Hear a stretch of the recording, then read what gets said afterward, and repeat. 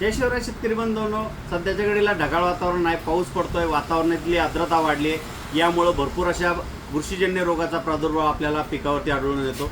मिरची असेल, टोमॅटो असेल, या पिकावरती आपल्याला सर्वात जास्त म्हणजे मिरचीमध्ये आपल्याला शेंडामर होताना दिसते। खूप मोठ्या प्रमाणात त्या ठिकाणी शेंड्याचा भाग त्या ठिकाणी सडून त्याची मर होते, तर त्याला आपण डायबॅक म्हणतो। त्यासोबतच शेतकरी बंधूंनो, अँथ्रॅक्नोज म्हणजे त्या ठिकाणी फळांची सुद्धा सड होते, फळावरती काळे डाग पडतात आणि त्या ठिकाणी फळ चढून जाते।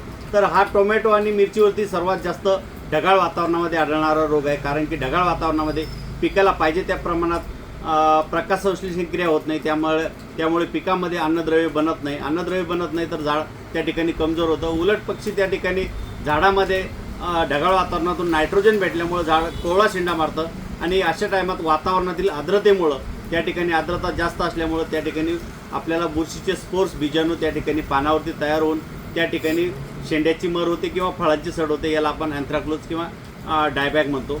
या रोगाच्या उपचारासाठी शेतकरी बंधूंनो आपल्यासमोर यात औषधी ठेवलेल्या आहे। याचा विशेष फायदा हा होतो, या ठिकाणी आपल्याला रिव्हर्स नावाचं औषध आहे, सिंजेंटा कंपनीचं आहे, की जेणेकरून पानावरती बुरशीचे स्पोर्स तयार होऊ देणार नाही। हे कॉन्टॅक्ट आहे। ढगाळ वातावरणामध्ये खूप काही शेतकरी सिस्टमिक औषधी घेतात, पण अशा वातावरणात आपल्याला सिस्टमिक जे आंतरप्रवाही किंवा ट्रान्सलेमिनर जी औषधी असतात त्याचा रिझल्ट भेटत नाही, कारण की झाडाचे प्रकाश संश्लेषण नसल्यामुळं त्या ठिकाणी पर्णछिद्र स्टोमॅटो बंद असल्यामुळं औषधीचा रिझल्ट भेटत नाही। त्यामुळं आपल्याला कॉन्टॅक्ट औषध त्या ठिकाणी रिव्हर्सची फवारणी घ्यायची, की जेणेकरून पानावरती लेअर तयार होऊन बुरशीचे स्पोर्स पानावरती तयार होणार नाही।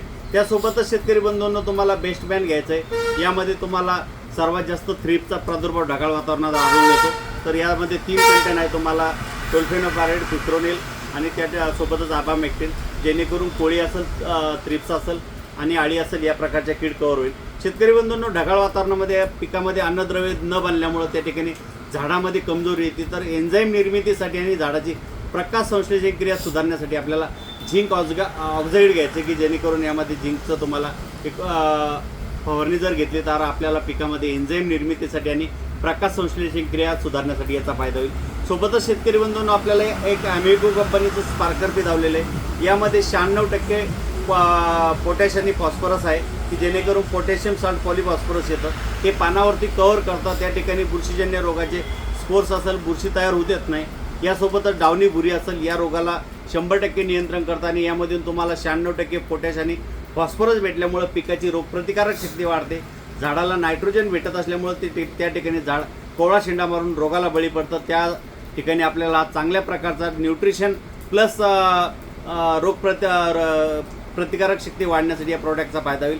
अशा वातावरणामध्ये अतिशय योग्य ही फवारणी आपल्याला आहे। खूप काही शेतकरी त्या ठिकाणी आंतरप्रवाही औषधी घेऊन रिझल्ट भेटत नाही, त्यासाठी अशा प्रकारची फवारणी करून नक्कीच त्या ठिकाणी पिकाचं रक्षण करा। थँक्यू। जय शिवराय।